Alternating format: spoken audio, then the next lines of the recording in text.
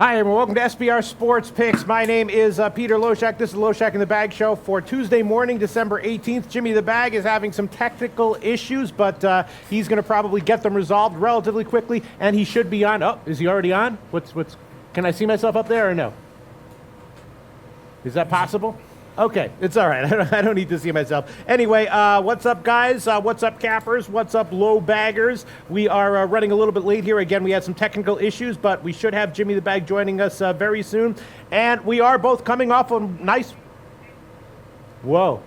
More technical. Oh, there's Jimmy the Bag. I think I'm seeing him anyway. While they're getting the technical issues worked out, I will take this time to remind anyone who's tracking our picks carefully that Jimmy the Bag and I both had a winning day yesterday. Jimmy the Bag overall killed college basketball, had a few losers in other sports, but had a winning day. And I had a nice winning day as well, up about 4.5 units yesterday. And of course, there were technical issues to start the show yesterday as well. So I didn't get a chance to big up myself for, hold on one second, what the hell's going on here, for having a nice casher with Font by decision in MMA this past weekend. So that was nice. And yeah, so we are here with Jimmy the Bag joining us remotely. Is everything cool with Jimmy the Bag now? Is he there?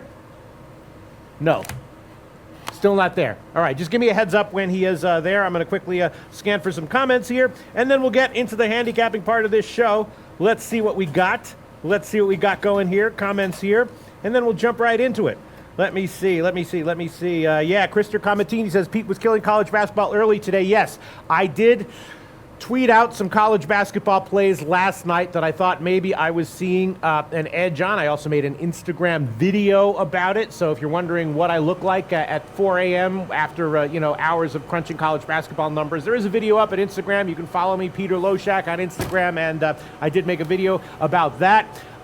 Some of the lines moved in my favor, some of the lines moved against me, and we will get into that in the college basketball segment of this show as well. There's also a college football game a bowl game going tonight, which I did cover at SBR Videos, and the first pick I gave in bowl season was a winner. I don't know if you guys caught that, but I did give Alcorn State plus 7.5. I believe the line closed a little bit in the opposite direction, but I did give Alcorn State plus 7.5 as an official play, and that was a winner. So right now, my official record in bowl season is 1-0 against the spread. I will definitely take that, and probably it would be better for me to just leave it at that and just be like, yes, I had a winning bowl season, 1-0, plus 1 unit, fine. But we do have a college bowl game going tonight, and I did make an official pick on it. I did take Northern Illinois. Of course, Northern Illinois has a terrible history in bowl games, but I'm thinking that they might be able to reverse it here. We'll talk about that a little bit when we get into it. But yeah, let's see what some comments. Oh, yeah, and of course, the football game last night, the NFL game last night. Jimmy the Bag had the Panthers. I had the Panthers first half and full game. And I was also leaning under in the Audible show. I don't know if you caught that. I was leaning under in the Audible show, and I was talked off of it. I'm not going to name any names, concerning the people who talked me off of it. But, I think you know who I'm talking about. Great guys. But they talked me off the friggin' under, and they talked me off of Atlanta minus the points, and the Atlanta game over, and the Atlanta team total over. Yes, I'm whining and complaining and bitching right now because I did have a bunch of NFL leans that I was liking. Why didn't someone talk me off of the Bills minus 2.5? How about that one? But yeah, point is that things went well last night in NFL. Let me just get some comments, and then we'll start handicapping the card, and Jimmy the Bag will join us whenever he may be ready. Not ready yet, right? Not ready yet. All right, okay. So let's see. Jeremy Miller says, found out my girl is pregnant. Need that diaper money, boys. Shout out to you, Jeremy Miller. Congratulations, Jeremy Miller. Little tip. Whoa, more echoes. Diaper money doesn't come from sports betting. Sports betting should be seen as recreational unless you're confident that you have an edge, in which case you should bet bigger. And that's still not where diaper money should come from, though. Getting an echo there, but that's okay. All right, let's see what other comments we have coming in, and then we'll get into a handicapping. Okay, hold on one second. I'm staying up. Restart required. Okay, no, I'm not going to do that. Sean Paula says, low bagging till I die. Shout out to you, Sean Paula. I hope you live a long time. But as we know, the future is promised to no man. The future is promised to no low bagger. All right, let's see. Brian Watts saying, "Where is Jimmy?" Jimmy is here. I'm just not sure if the tech issues will allow us to have him join us, but I sure hope it does, because we got a massive NHL card and we got a small NBA card, and I need all the help I can get on both of those. All right, let's see. What else do we have? Dabfen says, it's Tuesday. Pete complained about Sunday on Monday. Yes, I usually complain about Sunday on Monday, but yesterday there was a roadblock here, so I was late to the show. I didn't get to complain in the beginning of the show, but you're right. I apologize, Dabfen. All right, Luis Melendez says UAB wins by 10 and game goes over. He's talking about the UAB Northern Illinois game. We will talk about that a little bit when we get into the college football segment. All right, let's see. Mally Mal likes Northern Illinois, though. Interesting. And the over and nets. And over nets. Okay. Wildman Samurai says Duke will smash Princeton. Yes. Mark Jones says rhymes with pale rapper. Yes. In general, you want to be on the right side of him, but he talked me off of the under on that one. All right, let's see. What else do we have here? Comments coming in. Yes. Shout out to Farshad Hassami yesterday who said, take the over on the Knicks game and stay away from the side. Absolutely, Farshad Hassami. And there was a big line move to the over yesterday in that Knicks game. And there were people suggesting that the over was still a good play, even at that line. And Farshad Hassami was one of them. Shout out to you, Farshad Hassami. Yes, I also had a winner with the team total overs with Phoenix. And that was very nice. Kobe Valentine just added me on Instagram. Thank you very much. Jay Scum like Northern Illinois. Controversial game. We will talk about it. Let's see. What else we have here? Coming on. Ray Williams likes Northern Illinois. Okay. I guess that is just about it for the early comments. And now let's get into handicapping and let's find out, do we have Jimmy the Bag?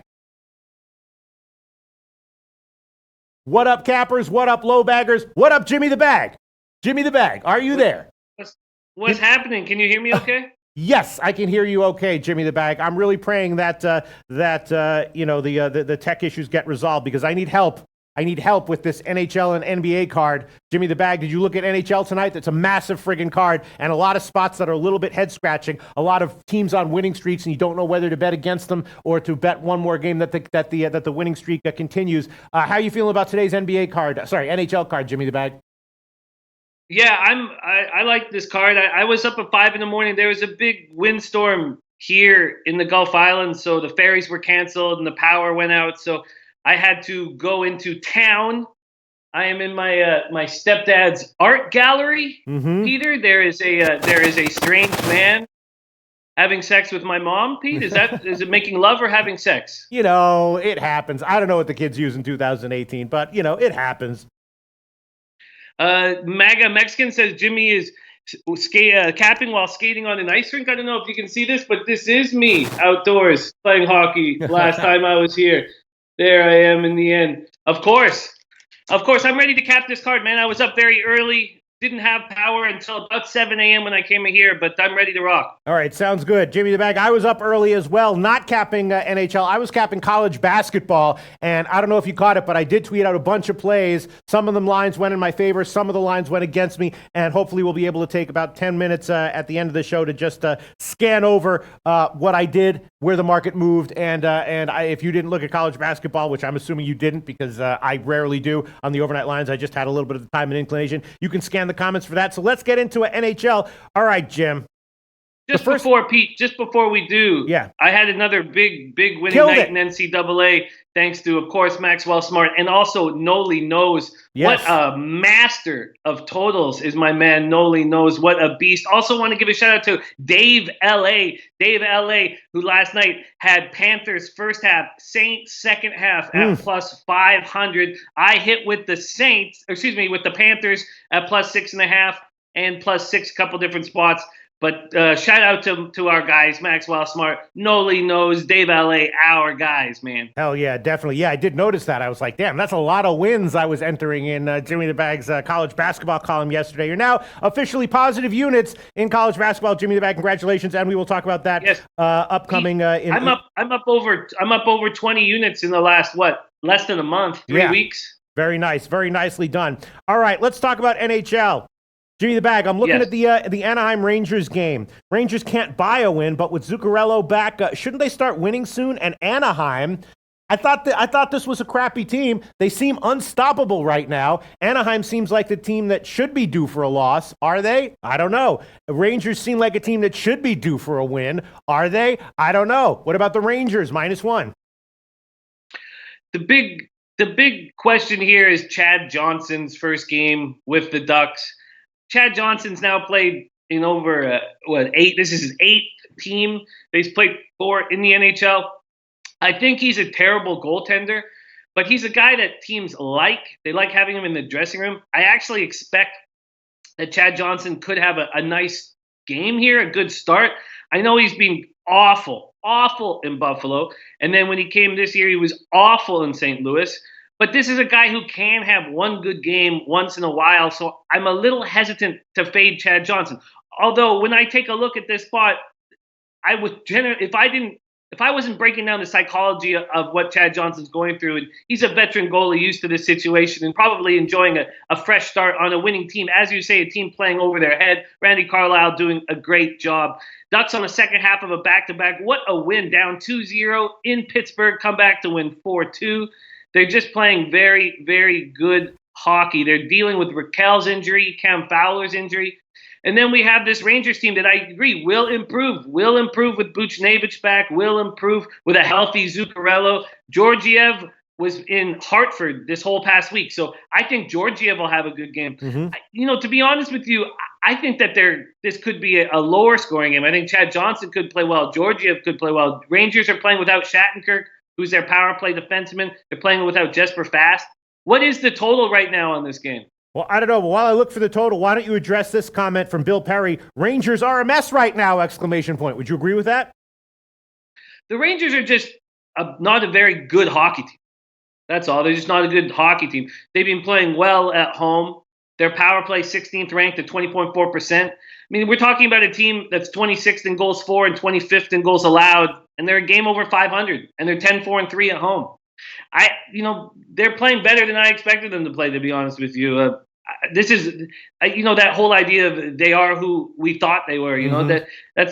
This Rangers team was not expected to do anything this year, and they played okay. And I expect them to continue to play okay. I thought you were expecting them to be maybe a play-on team or a lot better when Buchnevich came back, when Zuccarello came back. And the only reason I remember that so well is because I love saying Buchnevich, but it's stuck in my head. You were high on the Rangers or you were expecting to be high on the Rangers when those guys came back. Have you altered your opinion since then?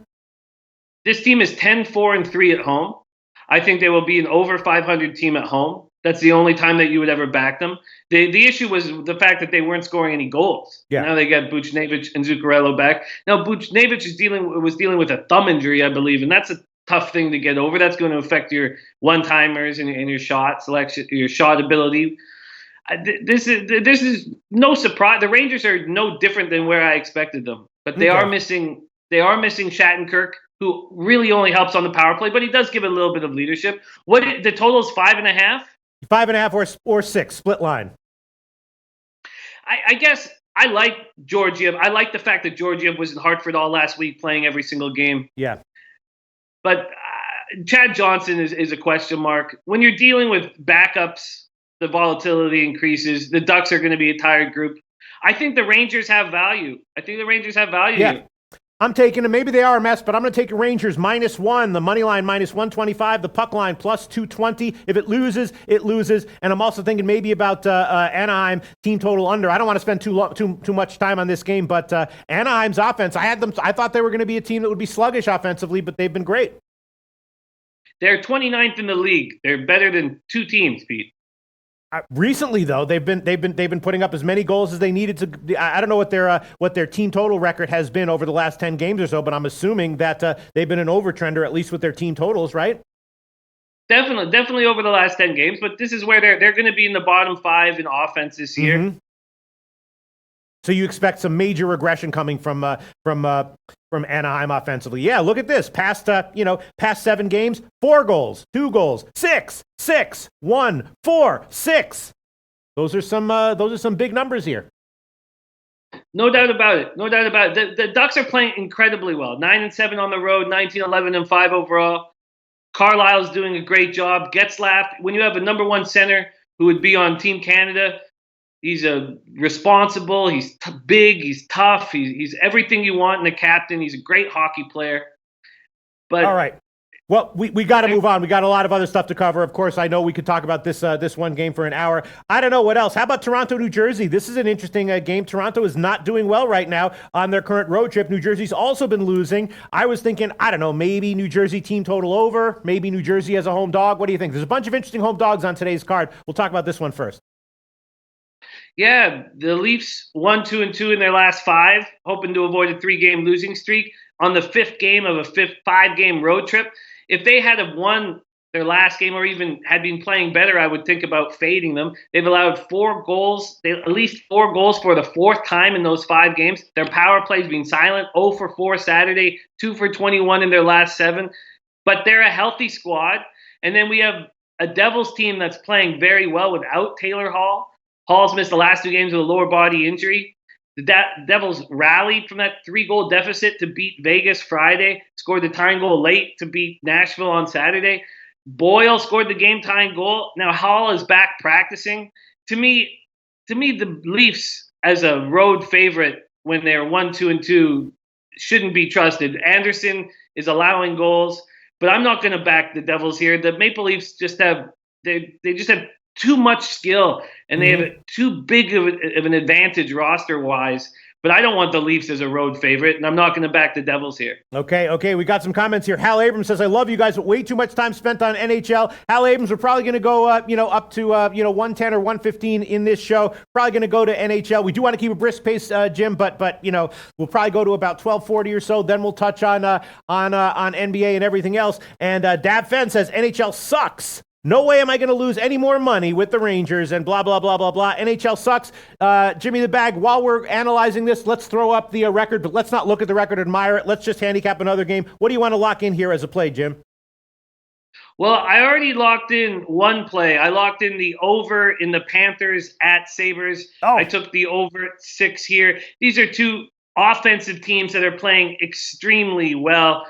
Offensively, Panthers coming off a big 4-3 overtime win over the Leafs on Saturday. Barkov got his hat trick and overtime winner. Sabres are back to their winning ways. I'm surprised the Sabres are not bigger favorites. If the Sabres were bigger favorites, I would think about taking a shot with the Panthers, but I'm not going to with the line so close right now. Both teams have offensive players rolling. Eichel, 10 goals, 16 assists in his past 16 games. Huberdeau is second in the NHL with 21 points since November 24th. I love the over in this spot. The Sabres actually have some question marks coming in. We don't understand why Berglund is not reporting. He's being suspended indefinitely by the team. They're discussing it. They thought he was sick. Their manager is now involved. The agents are involved. Very strange. Panthers are missing Bukestad and Trocheck. I would say Bukestad and Trocheck are their most, other than Barkov, most defensively responsible forwards. I love the over in this spot. All right. What line did you get? I would have to pull up my Twitter right now, but I believe it was minus 110 or. No, that's fine. I have I have just 2 words and notes here. Buffalo, question mark, over, question mark. You would agree with both of those, right? No, not Buffalo. I don't think. I think the Panthers are a dangerous team coming off that 4-3 win. Right. The Sabres are rolling. You're right. I guess the Sabres do have value in this spot. I guess you're right. The more I think about it, the Sabres do have value. What will we get on the Sabres right now? Just like a minus 115 type deal. No, sorry, minus 125. Minus 125. I guess you're right. The Sabres are playing well. They're going to have Hunwick back in the lineup for the first time. Or I guess it was first time on Sunday. They're going to have Beaulieu, who's missed the last game with upper body injury. They have McCabe injured, Casey Nelson injured. I think this will be a close game. Right. I'm just going to stay with the over. Okay, let's keep a brisk pace here. Jimmy the Bag, let's talk about Detroit, Philly. Obviously, coaching change in Philly and the expected 30-cent line move in Philly's favor. Did they have value at minus 145 on the opener? Probably. Do they have value now at minus 175? I don't know. What's your opinion? I think this is a mistake. I understand the idea that we back every team that has a new coach. We've been asking for Carter Hart nonstop. Carter Hart, when's he going to come? He finally comes. This guy is going to be a very good goalie. 9-5-1, 3.05 goals against average, 901 save percentage with the Phantoms, the Lehigh Valley Phantoms. But if you look at his record in the Dove and the WHL with the Everett Silvertips, unbelievable. 31-6-3 last year, 1.60 goals against average, 947 save percentage, 7 shutouts. The year before, 32-11-2, 1.99 goals against average, 921 save percentage, 9 shutouts. The problem here is they just flew across the country. Yeah. They just flew all the way across the country. So I'm not going to take the regular idea of, oh, wow, this team is new coach. They're going to be fired up. I think it's very difficult to play Sunday night in Vancouver, lose 4-1, fly all the way across the country, deal with this new head coach. I find that very, very difficult. Now, if the Red Wings were playing better hockey, I would jump all over them, but they've lost 3 straight. They're coming off a 4-3 shootout loss to the Islanders. They've been outscored 14-7 over their 3 games. They're without Mike Green, Danny DeKeyser, Anthony Mantha also on IR. This is a mistake. This is everybody just having this vividness bias of new coach coming in, everything changes. But when you have to fly from Vancouver to Philadelphia at 2 a.m. on Sunday night, I think this is a very difficult spot. All right, we do want to keep a brisk pace, but quickly, 2-second thoughts on the under in Philly-Detroit. Oh, dangerous. Howard's not playing as well. What's Carter Hart going to give you? The Flyers are a tired team that should affect them defensively. The Red Wings have been putting up numbers. I find that very dangerous. Okay, we don't play no defense and they got no goalie. It's dangerous. Dangerous. All right, Jimmy the Bag. Let's talk about road favorites. Road favorites will be the death of us, right? Jimmy the Bag, OKC, small to modest road favorites. It's so friggin' tempting. You know what I'm talking about, Jim, right? You know what I'm talking about. And let's talk about one game that has that same sort of tempting feel to it. Nashville against Chicago. Chicago, still a dumpster fire? Yes or no? Is Nashville, maybe, do they have some value as a road favorite here in the minus 150 range? No, they have no value at all. Without their top 2 wingers, without a very important defenseman. In fact, the Blackhawks have value in this spot, but I'm not going to back the Blackhawks with Cam Ward in goal. But no, I guess we're not entirely sure if we're going to see Pekka Rinne or UC Saros. Oh, Jerome Bolden said they played Saturday in Vancouver. Jimmy, you're right. It was Saturday night I watched it. No, was it? No, it was Sunday night, wasn't it? Oh, because Sunday night was the football game. Sorry, No, the days all blur into each other. We know that. The Flyers game. Sorry, did the Flyers play Saturday or Sunday? I thought I watched the game. Hell, if you're asking me, I would probably guess Thursday, but I don't know what the hell is going on in the world, Jim. Okay. Well, I'm telling you, this is an uncomfortable spot, a very uncomfortable spot. Okay. Corey Crawford's now concussed and out of the lineup, so we're going to see Cam Ward. But at least Cam Ward knows he's going to be in net here. That could help him. He knows he's going to play every second game. The Blackhawks are missing Artem Anisimov, their second-line center. I would not take this beat-up Predators team as a favorite on the road, and I would not back this Blackhawks team at home. I think this is a very dangerous game. All right, let's talk about another game. Very interesting. Calgary against Dallas. Of course, Calgary, just a very impressive team. Dallas lost all 4 games on their road trip. Now they're back home. Again, this one even more tempting because Calgary is legit good, and it's a much smaller road favorite line here. Jimmy the Bag, road favorites will be the death of us, won't they? OKC, what do you think about Calgary here as a small road favorite against Dallas?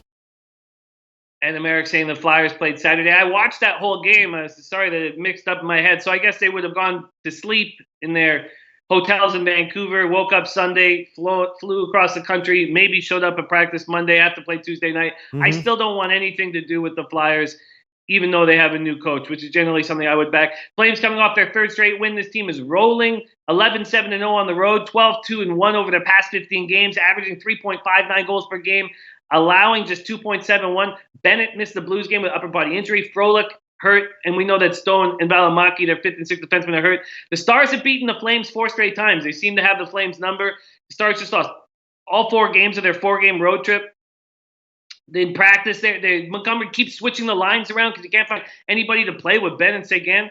This is an ugly spot, but Klingberg very close to returning. I've fallen in love with Miro Heiskanen, 3rd overall pick in 2017. I don't want to back. This is another spot where it's very dangerous. You're right, very dangerous to back road favorites, and I'm not going to do it with the Flames here. Okay. A lot of comments are coming in. But I tell you who I will back on the road. I will back the San Jose Sharks. Okay. Mikko Koivu coming back, but while they're losing Matt Dumba, I can't tell you how phenomenal Matt Dumba is. Leads all NHL defensemen in goals with 12. I think he's just a spectacular defenseman. Koivu missed the last 4 games with the knee-on-knee hit. Who knows how good he'll be playing. Sharks are coming off their 4th straight win. They're just a good hockey team. They're a healthy hockey team, and I'm going to take the San Jose Sharks tonight. Okay, did you tweet it out, or do you need to give you lines now? No, the only game I tweeted out was that over. Okay, so San Jose, you want them what, on the puck line? Oh, no. They're a dog. Right, that's right. You want them on the money line. What do you want? Alternative puck line? What do you want? Just the money line. The money line. All right, best line right now. Line shopping here at SBR Odds at BetOnline plus 107. Plus 107. Jimmy the Bag's going to take a San Jose money line plus 107. That is at that's at BetOnline. Yeah, that's an interesting one. It's just that I'm looking at that game. Where is it? Minnesota is just playing great as well. And I think from like the playoffs like 2 years ago, I have this bias in my head that I don't want to bet against Dubnyk ever. But that's just wrong, right? He's a very streaky goalie. There's nothing to be afraid of him right now. I'm telling you, Matt Dumba is spectacular. Yeah. And not having him in the lineup hurts very much. Here's another spot I'm on, Pete. I'm on the Oilers minus 1.5. Okay. Against the Blues. Oilers have won 6 straight at home, 9-3-2 with Hitchcock behind the bench, unbeaten at Rogers Place. Koskinen 7-0-0, 3 shutouts, 970 save percentage at home. And he just had a not a very good game against the Canucks on Sunday. Blues gave up 4 first-period goals. Listen to Berube. He says, we were terrible in the first period. Every player terrible. Couldn't make a play. Couldn't check. No composure. No team play. St. Louis has been outscored 16-9 in 5 road games under Berube. They're getting Maroon back, but they have no Pietrangelo. They have no Gunnarsson. They have no Fabry. I'm going to take the Oilers minus 1.5. And Drew's saying, why don't you like the puck line, Jimmy, in that Shark spot? I want to be live. I feel like the Sharks have a big advantage in both overtime and a shootout against the Wild, and I want to be live in case that goes there. All right, so we can give you plus 171 on the Edmonton puck line. And I like these team totals, Jimmy the Bag. I like these team totals. I was thinking about maybe with San Jose when I was looking at that game. First of all, Jimmy the Bag, great call a bunch of weeks ago predicting that at some point San Jose was going to be an auto play on. They were going to start winning games in a row, doing very, very well. That has definitely happened. Again, I don't necessarily want to fade Minnesota at home. So I was thinking about San Jose team total over. And in this St. Louis game, we know what Edmonton likes to do. What about St. Louis team total under? What about St. Louis team total under and San Jose team total over? Both are 2.5. Well, my man Lee Davis coming in, letting us know that Talbot is confirmed. So my Koskinen breakdown. Thank you so much for that, Lee. That would make me a little less confident knowing that Talbot will be in, but I don't think he's that big of a drop-off. And then I don't know why you would want the team total over with the Sharks if you still have a fear of Dubnyk and the Wild are at home. I could really see this being a tight checking, low scoring affair in that San Jose spot. So I'd be a little uncomfortable. The Wild have been a tricky team to figure out offensively, but because they're 13th in goals per game at 3.16, but they're 5th in goals allowed at 2.81, and we know that's something that they can play lockdown D, and they're not going to have Dumba. Dumba has 12 goals. He's on pace for 30 goals. He's scoring power play goals at a very high rate. He's the guy in that Ovechkin spot taking those one-timers. I don't know what's the total in the Sharks Wild game? The Sharks Wild game, it would be 6, standard 6. I'm going to add another play in this Sharks Wild game. Under. I'm going to take the under 6. Okay, and we'll be able to go to Bet365 and give you 6 plus 100. Jimmy the Bag's going to take San Jose, Minnesota under 6 plus 100. So that means by definition you are liking at least a little bit the Minnesota team total under as well. I am. Elio Top says, Jimmy, what about the Sharks plus 170 regulation again? I just want to be live in case it goes to overtime or a shootout, and I'm still getting a plus line. Anna Marek going to lead us into this Coyotes game when you guys are ready. Are you ready to move on to that game? Yes. Let's keep a brisk pace, but Coyotes game, very interesting. Jimmy the Bag, what do you think? And Americ's taking his grandpa to the Coyotes game. He wants some good news. Think the Islanders are possible for a letdown. I do. I think the Islanders are possible for a letdown. But I tell you what, Clint, I'm going to stay so far away from your cream puff Arizona Coyotes team, maybe the softest team in the league. Rick Talkins says, I don't see much drive from some guys going to the net. Of course you don't. Chaika has set up a team where the toughest player is the coach. Now, the Coyotes coming off a 3-0 loss. It was the 4th game of their road trip. They've lost 5 of 6. I don't like to back a team in their first game back. They're missing their 2 top left wingers, Grabner and Hinostroza. We know, and I said that watch this penalty killing go down. Now, it's only gone down 2% since Grabner's been injured, but Grabner is just a tremendous penalty killer. I don't want to touch the Islanders after such an impressive win on a back-to-back, but I would prefer them over this cream puff coyote team. Sorry, cream puff coyote team. Yeah, sorry, Clint. I think your team is soft, baby, and it sucks when you're an MMA guy like yourself having to watch this soft-ass group of coyotes. All right, well, Jimmy the Bag, we do want to keep a brisk pace here. As of right now, I've given just one play, Rangers -1. Jim has Florida Buffalo over 6, San Jose money line, and the San Jose Minnesota game under 6 plus 100, and Edmonton puck line plus 171. Anything else you want to lock in before we move on to NBA? Yes, absolutely. I want to back the Winnipeg Jets here in Los Angeles, coming off their 5th straight win, scoring goals, feeling good about themselves. Want to put on a little show in LA. Line left off the scoreboard in that last game. He'll want to put on a little show in LA. The Kings are a mess. Lost 4 in a row, 6 of 7. This is just a bad hockey team, but they're not that bad if they weren't dealing with all these injuries. If you had Kovalchuk, Hagelin, Clifford, Lewis, Brodzinski, Martinez, and Phaneuf in the lineup, maybe not Phaneuf, but the rest of them in the lineup, I would back them. But in this spot here, I'm going to take the Jets -1.5.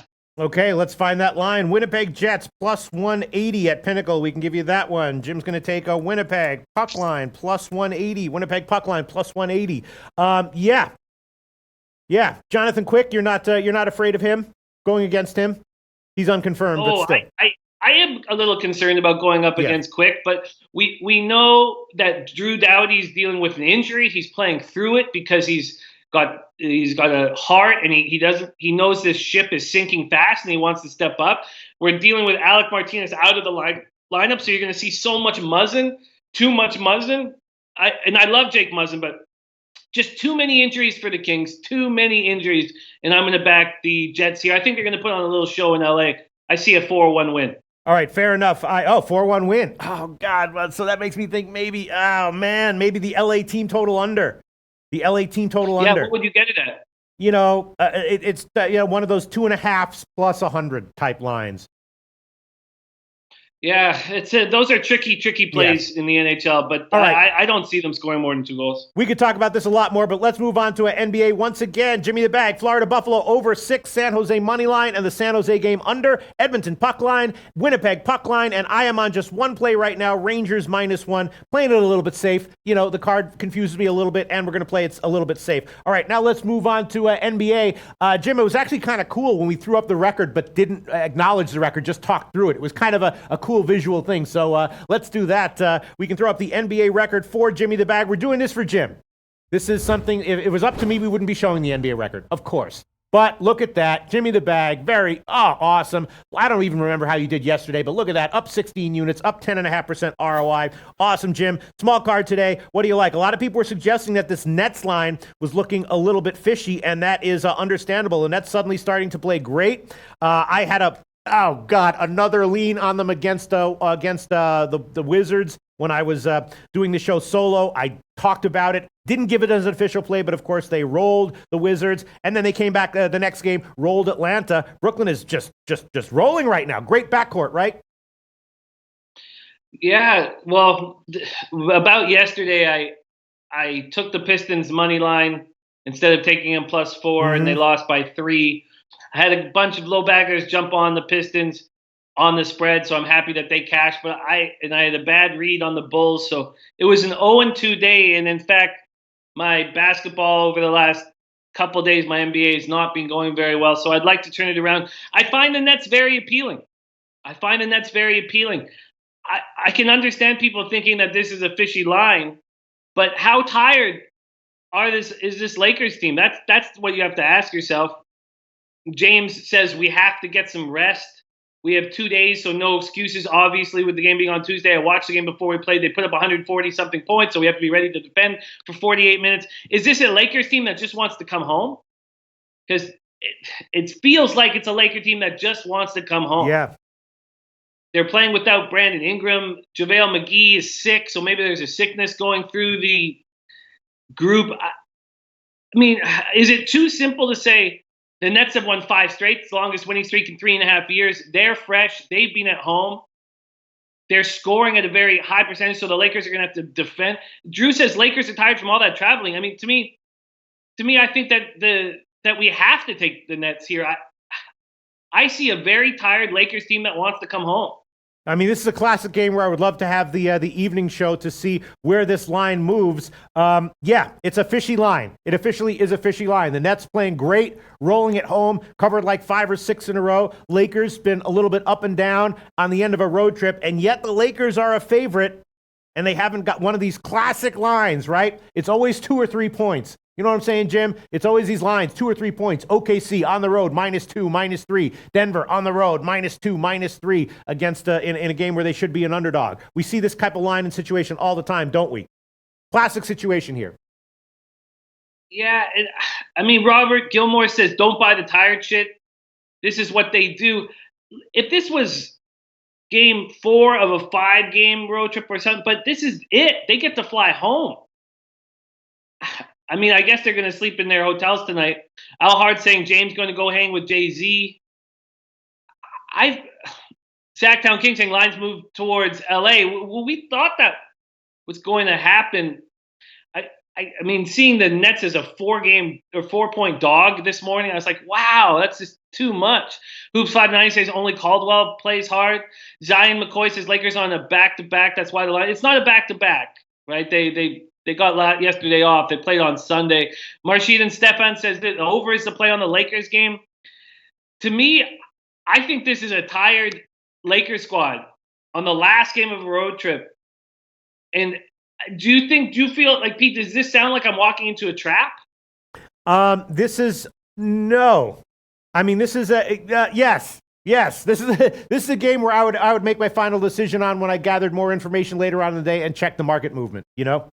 Well, we have big news here in the chat, Pete. It's our man Gate Pass Key's birthday tomorrow. Oh. So prepare yourself. He wants a puck line birthday pick, Pete. Tomorrow, not pick. today. You know what? I feel like this Lakers team is going to want to come home. Mm-hmm. That's how I feel. Reggie Reg says they're going to be tired. I'm leaning Nets. King showed teams can be tired last night. Absolutely, Reggie Reg. I believe Michael Jordan joining us. Like seeing that. Ray Williams says, guys, Lakers rebound from losses, especially blowout losses strong. Yes, they do, but will they here? You know what? Maybe I'm walking into a trap here, but I feel like the Lakers want to come home. Mm-hmm. And I'm going to take the Brooklyn Nets on the money line. Brooklyn Nets on the money line. All right, let's check. I was thinking about team totals here as well. I was thinking about maybe Lakers team total under or Brooklyn team total over. But let me just check the money line for you here. Brooklyn money line will be plus, not bad, plus 116 at Pinnacle, plus 120 at Bovada. So we will give you Nets money line plus 116. Nets money line plus 116, and I was thinking about taking a shot with a little bit of security with a team total instead of taking a shot with the Nets here. Either the Nets team total over or the Lakers team total under. Let me just see what that would be. Jimmy the Bag, you have a good read on these teams in general, regardless of the spot, regardless of the situation. The Lakers are playing the Nets. Your first thought? Likely to be an over game or an under game? Well, look at what the Nets have done. At least 120 points, 3 straight games. And they're allowing. Look, they've won 3 straight games while allowing 54% shooting. Yeah. They're the first team to do that since the 87-88 Houston Rockets, averaging 122.8 points, shooting 50.2% from the floor, 40.4% from 3, while averaging 27.4 assists. This is nuts. And so when I say that out loud, I think, well, that can't possibly continue. Lonzo Ball will defend at the point guard spot, and they're getting all of the offense from that spot. They're getting all the offense from Russell and Dinwiddie. So my first instinct is, wow, this offense is being out of control. That can't possibly continue. I'm thinking That's my first feeling. I'm thinking the Lakers team total under at 115.5 might be a decent play. 115.5 at Pinnacle right now. Minus 125. Go ahead. Say that again, Pete? What did you say? Could you repeat that? Lakers team total under, either 114.5 minus 110 at Heritage or 115.5 minus 125 at Pinnacle. I'm thinking that after the offensive explosions of the last few days, might be a little bit more defense here. Lakers might slow it down just a little bit. Yeah, I could see that, but the Lakers are coming off of a bad loss. Yes. They're coming off of a very disappointing loss, and that's a dangerous place to be in. This is a team that, as has been said in the chat, bounces back. A lot of guys liking the under, Reggie Reg liking the under, Big Ragu liking the under. Clearly, the scoring has been out of control of late, but I'm much more comfortable if this is a Lakers team that wants to go home. I'm not even saying a tired Lakers game. I'm making this bet predicting the Lakers want to go home. Yeah, Tomas Koragem says over clearly. Both teams will have to score to win. None of them really trustworthy defensively. High-paced game. I got to say over. Interesting, though, that the total has gotten bet down from the opener. Opened to 229.5, now down to 227.5. Hoops 590 says Lakers play no defense at all. It's a joke. It is, but they know. I mean, even LeBron's saying it. They know what the Nets have been doing. It's just a question from Underdog saying, being on the Jets puck line with 3 OT wins in a row. The Jets were playing some good hockey teams, especially that Lightning. Now they're going to go into LA and put on a show in Los Angeles. That's what I think they're going to do. I think they're going to put on a little show in Los Angeles. I think they're going to win that game handily and easily. This is tricky, and this is where you'd love to see Dan Kelly's spreadsheets to see how a team like the Lakers does on the fourth game of a 4-game road trip. Now, I know that this is you can't use yesteryear because this is a LeBron James-led Laker team, but I'm just going to make the simple move that the Lakers are ready to go home. Okay. And how much effort are they going to put in? Let's see what Flip has to say. He says, if this was in a smaller market, perhaps, but Brooklyn, I suspect Lakers will put in a nice effort. Yeah, I just this is a tricky spot for sure. But I'm getting a team that's won 5 straight for the first time in 3.5 years, has gotten over the LeVert injury. Atkinson is saying the right things after saying all the wrong things after the LeVert injury. This is also a team that has a sick big in JaVale McGee. This is a team that can't take advantage of Jarrett Allen in the paint. They can't bully. There's no one there to bully Jarrett Allen in the paint. We know that Hollis Jefferson, Ronnie Hollis Jefferson, we know that he can actually defend LeBron. I mean, LeBron's the greatest out there, maybe other than Durant offensively, but we got someone who can defend LeBron. It feels like this is the right spot to back Brooklyn on the money line, getting plus money. They've won 5 straight. I'm gonna hammer it. T Money says that the game is definitely going over, and Hoops 590 says this Laker franchise is out of control. It's the weirdest team I've ever seen ever. All right, I'm thinking about the Lakers team total under. Bud Nino says the over is the play. And if the over is the play, then maybe the Nets team total over is the play at just -1 at just 112.5. All right, let's move on. 3 other games, Jimmy the Bag. Let me see. How about Indiana and Cleveland? Suspiciously low total here. I had a casher with the Indiana team total over and the spread in their last game, I believe it was. Why is this game? I know Indiana's playing great defense, but 206 seems like a low total to me. It does seem like a low total. This Pacers team is the real deal. They've won 7 straight. They're not going to blow teams out. I shouldn't say that because they obviously have this year, but they just seem like a team that can do enough at all times. Oladipo watched the first 4 games of the winning streak. It took him a couple games to get rolling. His last game was his best since his injury. Collison said, we're caring about each other, not just about ourselves. Oladipo said, we're playing great team ball. At the end of the day, we're playing for one another. Those are the things that you need to hear from a basketball team when you know your team is going to roll. During this winning streak, and the reason why the total's so low, they've held opponents to 97.4 points for 100 possessions. Oladipo coming off 26 points, 7 of 13, 5 from 8 from 3, which means he's getting that elevation on his jump shot that he was getting before he got hurt. They're playing without Tyreke Evans, which again moves us to more defensive ball. Tyreke Evans is that offensive game changer that, even though he hasn't been too good at it this year, that's what he does. And then we have this Cavs team that can't be trusted offensively. Their starters were outscored 90-55 against the Cavs. They're going to be without Tristan Thompson. I can understand the total being so low. I could understand trying to get over it, but I'm not going to do that. And this Pacers team is special, but Are they going to win by 12 or more points? They don't have to. They didn't pull away from the Knicks till the fourth quarter in that 110-99 win on Sunday. Yeah, some disagreement here. Melas Payless way, Indy Cleveland first half under, but the Sweaty Butcher 24 first half over and full game over 206. Run it. Flip Money says 4:30 viewing. Let's go. Best capping show. Thank you very much, Flip Money. Anyone who disagrees with that sentiment, best capping show, just eat me. Eat me. All right, Jimmy the Bag. I think I'm going to hold off on this one for now. I don't know. I cashed with Indiana on the team total over in their last game, and or I think it was their last game. And here, I don't know. This is a tough card. Let's talk about Denver Dallas. Let's keep a brisk pace. We do want to get a little bit to college basketball and, of course, to the college football game tonight. You have any other plays you want to lock in, Jim?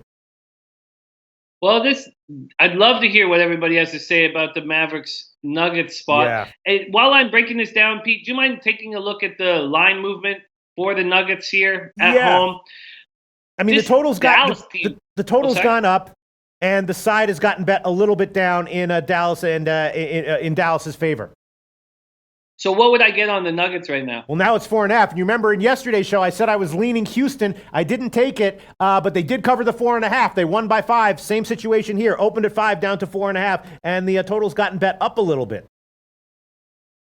We've said a lot of nice things about Jalen Brunson, and he deserves all that. Mm-hmm. And Devin Harris at times can step up, but when Barea, who's such a leader of this Mavericks team, is out of the lineup, and Dennis Smith Jr. is out of the lineup, I think it hurts this Mavericks team badly.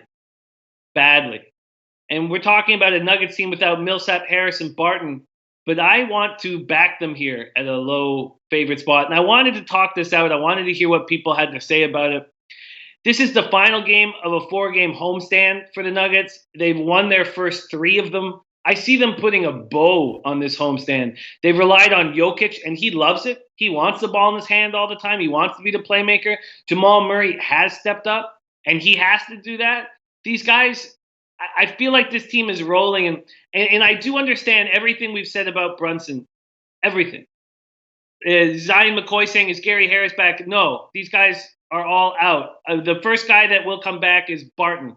That I believe is Barton. He'll be back, I believe, in a couple weeks. Ski Prophet saying, I'm leaning Nuggets today. Sacktown King says Denver win. I wanted to talk this game out loud very badly, and I'm happy that I've done it. Please give me the Nuggets, Pete. Really? Even though everyone's out? Harris, Barton, Hernan Gomez, Millsap, everyone banged up, right? Well, Hernan Gomez is getting a ton of run. I actually expect Hernan Gomez to be in the lineup. Mm-hmm. But Sacktown King says, who's going to guard Jokic? To me, it's not even that. It's Barea and Smith out of the lineup, or even if Smith's playing with this sore wrist. Barea does so much in the locker room. He's such a leader. He understands changing the pace. He can slow it down. He can speed it up. He does not get enough credit for what's happening in Dallas because it's the Doncic story. Everyone talking about Doncic this, Doncic that. And Jalen Brunson's been good, but I agree with this. I think the Nuggets are going to put a bow on this homestand, a 4-0 homestand, and getting 4.5 points is nice. Lou H says take the Mavs plus the points, letdown spot for the Nugs after some big wins. I don't think so. I think what happens is it's a letdown spot when everybody's healthy. When backups are coming in, they want to prove something. They're not going to let down. There's guys getting run that have never got the opportunity to get this run. I don't see this as a letdown spot. Kane Ross says the Nuggets are for real. Rampa wants to play. Players for the Nuggets have stepped up. They have, and they will continue to. And I like this line I'm getting the Nugs on. Okay, 4.5 minus 103. That's the current line at Pinnacle. And then we have Washington and Atlanta is the only other game. What do you have to say about that? Well, Washington, Atlanta is a very tricky spot. Hawks coming off this 3-game road trip that saw them lose all of them. They've lost 7 of their last 8. They've allowed 42 points in the first quarter in each of their last 2 games. Collins is playing well. Bazemore is still playing okay. I don't understand why they're doing nothing defensively. I feel like part of the blame has to go to Trae Young, and we're always going to have to deal with this with Trae Young being a poor perimeter defender and a poor defender all around. Atlanta missing Spellman. You know that Spellman would help on the defensive end. This Wizards team is John Wall coming off a 40 and 14. Beal coming off Eastern Conference Player of the Week. Washington played Sunday without Otto Porter. They're still waiting for the players to come in, the Trevor Ariza to come in. Listen, this Wizards team should not be trusted on the road. 4-12 on the road should not be trusted, and this Hawks team, 4-9 at home, should not be trusted either. I feel like both these teams should not be trusted, and when we're putting our money on the line, you need to have an angle that you can believe in or have confidence in, and I don't have confidence in either of these teams. Lou H says, Wizards, love what I'm seeing from the Wizards. I guess, when you take players out of the lineup, and certain guys know that they're going to be playing 37 to 40 minutes a game, maybe they like that. Ralph Orwando says, Wizards game, no defense, over. Mm-hmm. King Rail says Wizards are nothing. What is the total in this game, and what's the movement been? First of all, there's been a movement in favor of Atlanta, down from 4.5 to 2.5, which I think is pretty eye-opening. And, 2-point move to the over. Not a surprise there in light of what Atlanta's been doing from open at 235, now up to 237.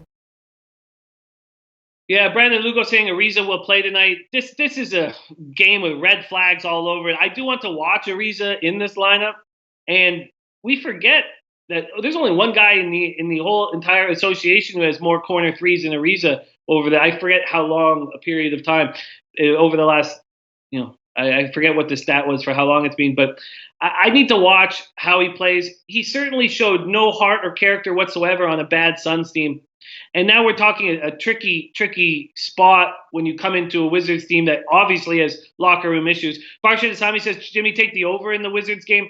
I could understand the Wizards game. I could understand taking the over here, but I'm uncomfortable with it. I'm comfortable. I think that with Ariza, Miss J saying that Ariza is starting tonight, that there's going to be spots where he's not sure where to go, and Wall's not sure where he's going to go. I guess he's just going to sit in the corner and take threes. But I like this. I like being on the Nuggets and Nets. I think I'm in a good spot in my NBA card. Okay, I'm thinking about I want to take the Lakers team total under on that one. And you know what? I think that I will. I'll throw that one on there. What the hell? I will take the Lakers team total under 115.5 minus 125. Or no, I'll take 114.5 minus 110. That's the current line at Heritage. I will throw that one on there. All right, so Jimmy the Bag is on just Denver minus 4.5 and the Nets money line. I've decided to throw on the Lakers team total under 114.5 minus 110, which might be a mistake. We're going to move on to college basketball right now. Jimmy the Bag, before we move on to college basketball, just very quickly, do you think you like the Nets? But if you had to take, if I gave you a free play and you could throw it on, and be honest, you could throw it on either the Lakers team total under or the Nets team total over, which would you take? Free play. It's funny you say be honest, like I would lie to your face, Pete. No, I'm just saying because no. It's not that you're lying to my face. It's just that you know that I just made the Lakers team total under an official play. So you probably, you're a good-hearted person. You don't want me to feel bad. That's what I'm saying. I understand the same thing. You know what I'm saying? I have a hard time delivering bad news to people. If people ask me, Peter Loshak, this and that, am I fucked? Is there no hope for me? It's hard for me to say, yes, you're fucked if that's what I'm thinking. So I understand, Jim. I would take the Lakers team total under. Mm-hmm. That's good. I would. In my guess in this game is the Lakers are a little tired, and they're going to want to not be run into the ground by the Nets. And Dinwiddie and D'Angelo Russell are going to try to sprint all over the court. I think Lonzo Ball will want to slow it down offensively. I think LeBron will want to slow it down offensively, give their team a chance to catch their wind. Mm-hmm. So I don't love it. But right. I do. I think I would prefer the Lakers team total under. All right, I'm taking it under 114.5 minus 110. That's the current line at. Marshadan Stefan says Nets team total over. The reason why I'm not jumping on the team total over is because I'm just trying to not let what I've seen over the last 4 or 5 days take control of my capping. But remember what King Rail was talking when he was capping. When he caps, he says he caps things week to week. Mm-hmm. Remember, and that was his big thing with WNBA, was capping things week to week, not month to month or that sort of thing. So if you were capping things week to week, you would say, wow, the Nets are going to go over for sure. Yeah. But I'm not going to try to let that affect me. Ski Prophet says Lakers are tired. How? Played on Sunday, don't play again till Friday? Not on Lakers, just saying. What does their next game have to do with how tired they are, Ski. Friday, you should put a line through that. The where they play Friday is no. Yeah, the Lakers are tired to me. They're on the fourth game of a 4-game road trip. They're going from hotel to hotel to hotel in the wintertime when the flu season is all over the place. Yeah, they had one day off in between a game they played bad in. So yeah, that's I would say that this is a tired group that wants to go home. This is a group that plays in the sunshine of California and now have been in a winter East Coast trip. So yes, yeah, I would say that this is a tired group, and the fact that they don't play till Friday makes them think, wow, let's get home and rest. Okay, fair enough, Jimmy the Bag. Now let's move on to college basketball. I did tweet out a bunch of plays, so I have looked at these games. Why don't you, if you can, monitor the comment section, see if anyone's agreeing with me or disagreeing with me. I did make a couple of plays that moved in my favor, a couple of plays that were that might have been ill-advised that moved against me. I did tweet out Appalachian State plus 10. It's now up to 11 or 11.5. Georgetown just feels like an unreliable team to me, the kind of team that, might get up by 15, might get up by 20 and blow that lead, or Appalachian State might be up at the half, surprisingly, and then maybe Georgetown comes back and wins by 12 at the end. Would not be surprised to see that at all. But I'm thinking that Appalachian State should be competitive here. Youngstown State and Ohio State, I took the over on that one. I do like that one, and that one moved in my favor. Ohio State, I believe they're coming off a loss, right? And I think this should be a relatively easy, free-flowing game where it's more likely not to go over the modest total. I tweeted it out at, now it's back down. I tweeted out at 144.5. It got up to 147.5, and now it's back down to 144.5. So that's not a good sign. I thought I beat a line move there, but I didn't. I tweeted it out at 144.5. Other plays that I tweeted out. Let's see. I was leaning over in Tennessee State, Akron, but I didn't. I did tweet out the under in Morehead State, Wright State, and that was 145. That's now down to a 143.5. And I also liked Morehead State plus 12, but I didn't tweet that one out. But that one, I liked it at 12. It's now down to 11. Another game that I thought that I liked was where is that one? Where is that? Got so many games here, can't even keep track. Right, Bradley, Georgia Southern. Definitely liking Georgia Southern here. Tweeted it out at 5, and now it is up to a more line. Okay, more U-shaped line movement here. When we started the show, it was all the way up to 6.5 at Pinnacle. Interesting. I tweeted out at 5. It dropped to 4.5 at Pinnacle, then got all the way up to 6.5 at Pinnacle, and is now back down to 5 at Pinnacle. So two-way action here, and that makes me nervous. That makes me think that Bradley might be the side here. I might have made a big mistake there. I'd love to hear what Maxwell Smart has to say about this one. One play that I did tweet out that I think I'm on the right side on is the under in Buffalo Syracuse, 144.5. It's now down to 142.5 or 143. Feels like Syracuse is going to be able to establish the pace and play their zone defense and suck Buffalo into their style of game, which should be modest scoring. The line has moved in my favor. I did also tweet out the South Dakota-Kansas game on the over. It was 139. Now it's up to 140, which is kind of nice. And then another play that I tweeted out where I also might have been on the wrong side was Chattanooga. Tweeted out at 4.5. It's now up to 6. So normally I beat these line moves in college basketball more often than not, but in the plays that I actually tweeted out last night, turned out I might have been wrong. Some other plays that I also tweeted out the Marquette game over at 144, and that's now up to 145. So a slight line move beat there. And I was thinking, one play I liked but didn't tweet out was Creighton against Oklahoma on the under. I was thinking about the under at 159. Obviously, this is an ESPN game, and Creighton likes to play a high-paced, high-scoring style of game. But Oklahoma is very defense-oriented, and I think that more likely than not, they're going to keep this one modest scoring. Could still take 158.5 at the Greek if I want to throw that one on there. The Chattanooga game, I might have been on the wrong side of there in a major way. I got it at 4.5. It's now up to 6. I was also liking the over on that one at 154, and also liking the over in the Bradley Georgia Southern game. But that one has also gotten bet down. So I might not have a great read on these college basketball games in general. Just decided to tweet out a bunch of my leans that I was thinking about on the overnight lines, and it looks like in general the market has moved against me. Big market move to the under in Xavier, Missouri. That's an interesting one. Obviously, Missouri likes to play a very strong slowdown style. I was leaning under at 136. Did not expect this huge of a move. Now down to 130.5 or 131. The value is probably evaporated there. And interestingly, a line move in favor of Xavier. And maybe the market is overvaluing Xavier because, we remember what happened in the Wisconsin game when the market went in Xavier's favor and they lost. Missouri opened as a small favorite, and now they're a small dog. A pretty big line move in favor of Xavier. So I'm thinking someone might be out for Missouri. I'm not exactly sure who that might be. I'll have to check. I'm not aware of it if it is. Looking at other games here, Charleston, Siena. I was vaguely thinking about a shot with the over in that one. Obviously, these are two modest scoring teams, which is why the total is so low. But in this spot, might be a little bit of value on the over and maybe a little bit of value on Siena as a home dog there.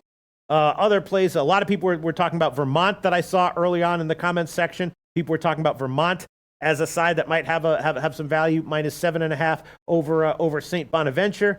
And I guess that's about it. So it's not looking great for the plays that I tweeted out. The Buffalo-Syracuse under moved in my favor, and that feels good. The Wright State under moved in my favor, and that feels good. South Dakota-Kansas moved on the over, moved slightly in my favor, but I might be way on the wrong side of this Chattanooga game, might be on the wrong side of this Georgia Southern game, leaning over in Georgia Southern. And I guess that's it. Jimmy the Bag, any comments that have caught your eye, worth mentioning, worth shouting out? Yeah, definitely. Maxwell Smart says if Appalachian State hits the 3, they can do it. Mm-hmm. If Georgetown uses their size, they can really pound Appalachian State because they have limited size. Twadi Latte is on South Dakota versus Eastern Washington. South Dakota -7.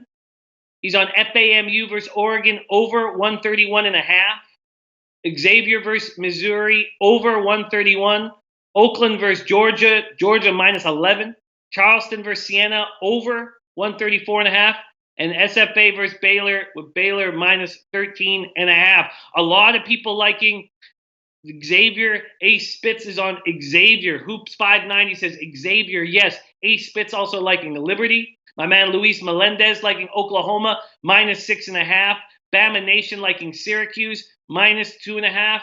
Trenton Claxton on Georgetown at the half. DJ Big Boss wondering about Citadel. Wally George saying Murray State, the lock tonight, fellas. My man Wally George, whom we got to run with at IFBC. Bud Nino liking the College of Charleston. Maxwell Smart saying Georgia Southern is still the play. RS Jacob says SDSU -9. My play of the day. Jansen Bonson's on Syracuse tonight. Trenton Claxton also liking the Duke first half over. We have another person on Georgetown, my man BidXN. Jansen Bonson back to the Duke game says Duke will definitely cover the big spread. Kobe Valentine is on Buffalo money line. Xavier -1.5. Mizzou -1 or -3, excuse me. Ace Spitz also on IUPUI. Noli knows when Noli talks unders, we should all listen. I picked the unders that were within 1 and 2.5 or 1 to 3.5. I guess I go up to 3.5 when the market had moved only 1 and 3.5 points in his direction, and I went 3 for 3 on them. So copy and paste every under that my man Noli talks about. He's on he says I'm on that under Syracuse with you, Pete. Like that one a lot. Yeah. Kobe Valentine leaning Bradley. Ron Lofton liking New Mexico. Cash Action Bets is also on IUPUI. He's on Missouri, UCF, Charleston, Syracuse, and he's also on Oklahoma. Bama Nation says Syracuse has only given up over 70 points 3 times this year. DJ Big Boss liking UNCG. And Noli No says I'm on the under in the Oklahoma game. Took it last night. DJ Big Boss also liking Santa Clara. Maxwell Smart wants everyone to know Marquise Reed is not in the lineup for Clemson. Maxwell Smart liking Campbell. Jansen Bonds is saying Oklahoma to win by 10. Zion McCoy also on Xavier. And Noli No says I wanted to take that Missouri under, but yes, I agree. Value is gone. Yeah. All right, so a lot of people, everyone's liking Xavier. I haven't seen anyone saying they like Missouri. Kobe Valentine's play is actually on Missouri State, not Missouri. Everyone saying that they like they like Xavier here. Zion McCoy, everyone's liking Xavier here. Kobe Valentine leaning Bradley, which is not a good sign. Kobe Valentine also liking Xavier. Also liking Buffalo on the money line, so Buffalo plus the points might be worth a shot. Buffalo, of course, yep, there you go. Farshad Asami likes Buffalo ATS. So maybe I will throw on some plays here, informed by the comments section here of the LoBag show. Jimmy the Bag, that's not a terrible thing to do, is it? Tailing some of these guys and their opinions? Oh my God! Let's be honest with what's happened with me in NCAA basketball. Last year was a tough season. It was a tough season, and I took a lot of heat for it. Then this year got off to an absolutely atrocious start, worse than I could possibly imagine. Then I thought, you know what? I need to focus on NBA and NHL. That's how I can put money back in our LoBaggers' pockets. Why would I focus on college basketball as much when I know guys like Noli Knows and Maxwell Smart? Maxwell Smart focuses on college basketball all year round. So I thought, okay, I've never really done anything like this. I've never really I've never really tailed like this in my entire life. So I need to come up with a system that would make sense if I was going to tail these guys. And I came up with a very simple system where if it's a home team with a 0.0 to 3.5 point market move in their direction, I blindly take it. Now, if it's a road team, I will study the game a little bit. Pete, I was down 19.5 units, 3.5 weeks ago? Mm-hmm. Could you put my record up on the screen so they can see what's changed? Yeah, we can throw the record up. Very simple work with the incredible cappers that are in our chat. What they've done is they put money in my pocket. And now I'm sitting there thinking, wow, I'm only using half units on this, but this is a 22 or 23 unit run I've had in less than a month. Yes, we should listen to Max and Noli Knows and these guys implicitly. Yeah. A lot of comments are coming in. BitXN says, I have no problem losing to a fish. I'm on Syracuse and Georgetown. He says, by the numbers, Appalachian State and Buffalo look like easy winners, but he's calling fish here. BitXN, by the numbers, Appalachian State and Buffalo look like easy winners, but he's on Syracuse and Georgetown. Kobe Valentine leaning Bradley, which is not a good sign. Everyone liking Xavier here, minus the points. All right, let me think. What else I have to think about here? Thinking about tailing the under in the Oklahoma game, and actually some first half unders was what I was thinking about. First half totals as well.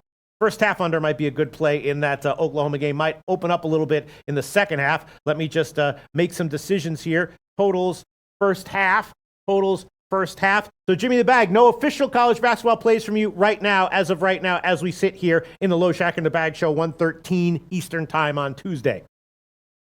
No, but stick with me. Gas Station Sushi says Maxwell give opinions, but not actually selections. That's not true. He does give selections, and if you see what I did yesterday, I had 11 plays in NCAA college basketball. I go back over the show. I go back over the notes that everybody gives, and then I see what kind of corresponds, and it's been really, really working, man. Jesus. Pete, I've never come up with a get-rich scheme in my life, but I tell you what, following Max and Noli in our cappers on the chat and using them, because there's too many games to cap.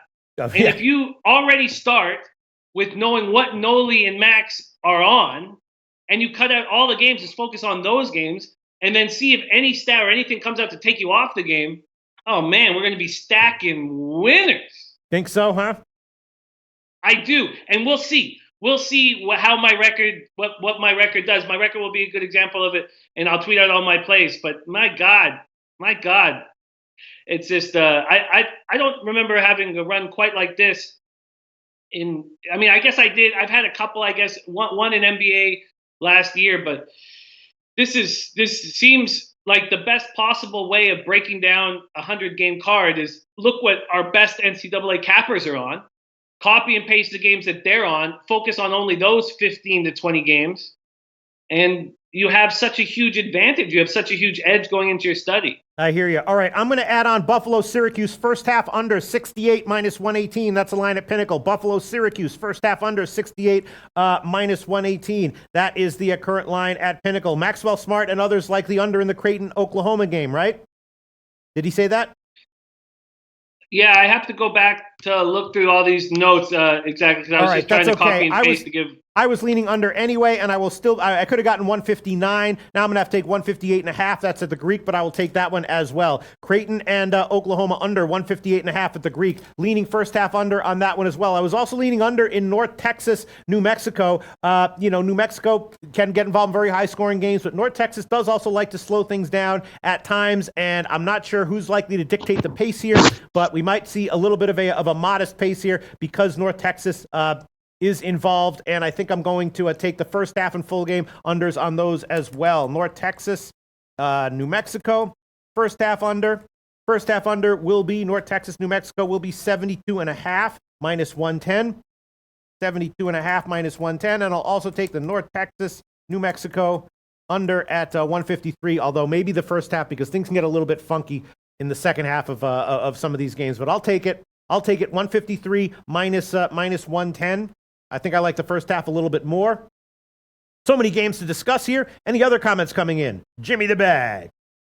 Yeah, a ton. So Noli was on the under. It was the Oklahoma under, wasn't it? Right. I believe it was the Oklahoma under. Yes. Not only is he there, but so is Christopher Comentini. Also likes the under in Creighton, Oklahoma. And I'm going to add I'm going to add the first half under as well in that one, 75 minus 110. Go ahead, Jim.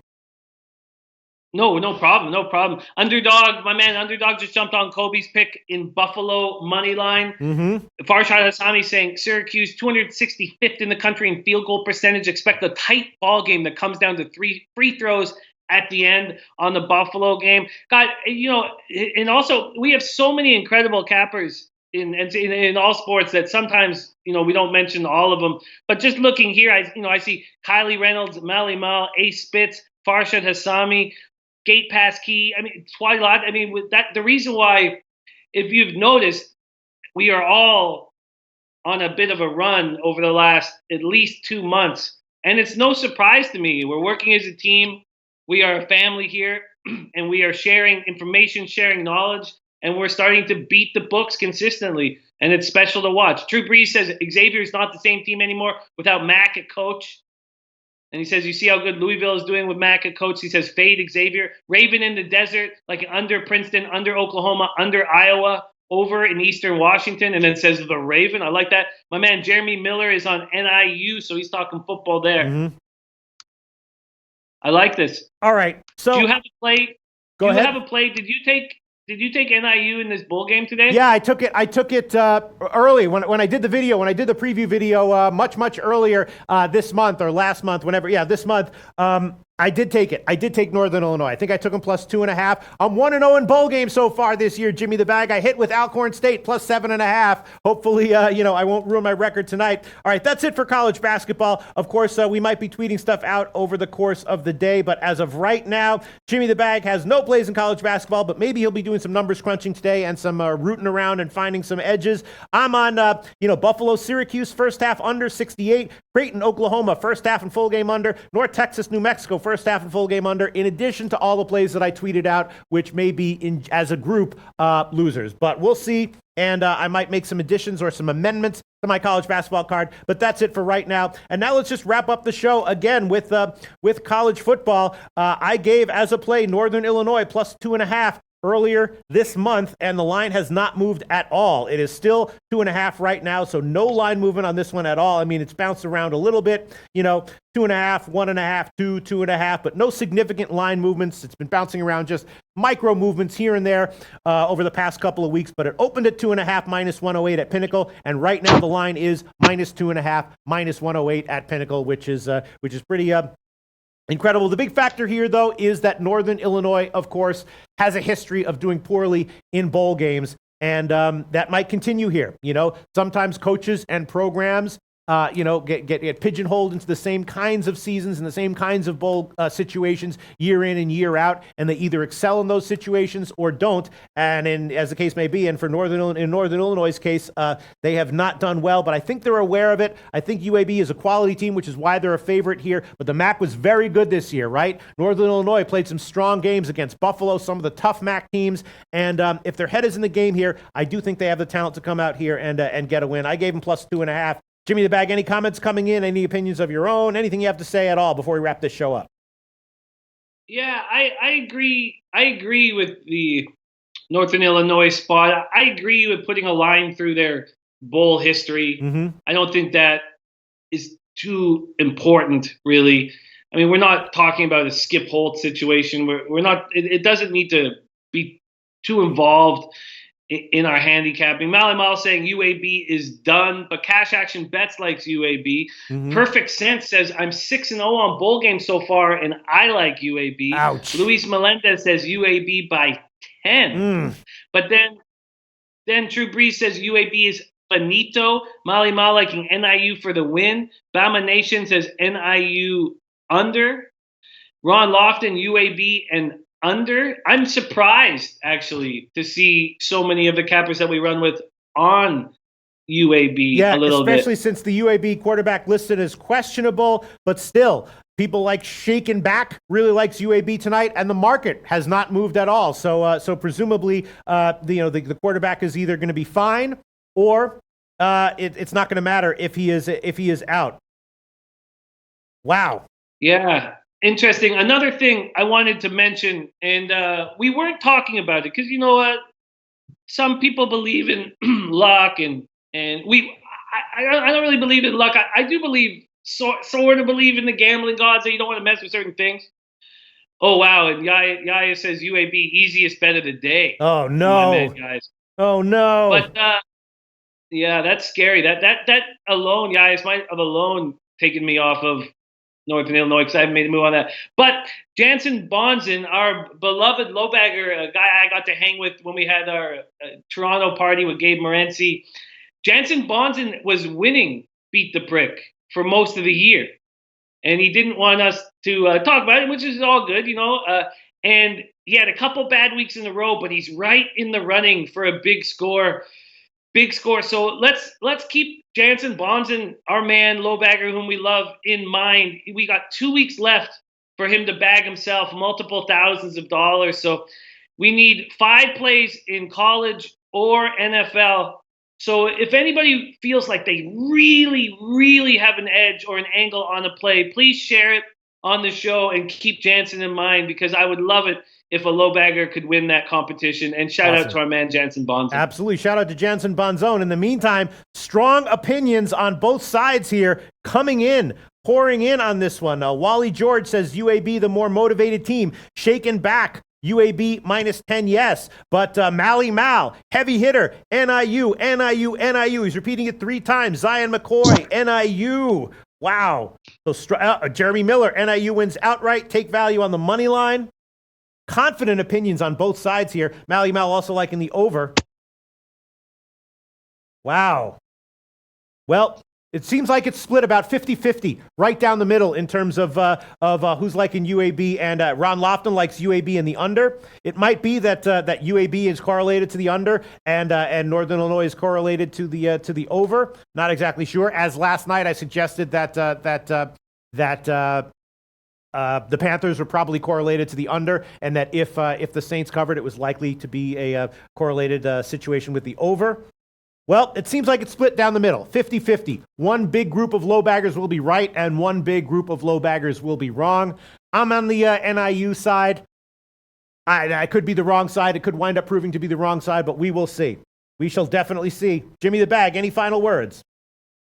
Yeah, a couple final words. Word from Big Ragu says, let's get him across the finish line. Let's get it, Jansen. And says, we have a video play coming from Big Ragu on Friday. Big Ragu has the best record of any LoBagger who sent in video, so that's very exciting. Big Ragu, absolutely love you. Also, why don't we end with this? Angel Romero, our man Angel Romero, huge soccer play of the day, guys. Aberdeen money line, Scotland Premier League. Take them on the spread, -1 at even money. 10 straight victories against opponent. Great play. All right. First-time viewers of the show might not be familiar with who Angel Romero is. A soccer handicapper who specializes in the Mexican Soccer League, but has definitely given us more winners than losers in this show. And that's it for the Low Shack in the Bag show for December 18th. We'll be back tomorrow, 12 o'clock Eastern time for the Wednesday show.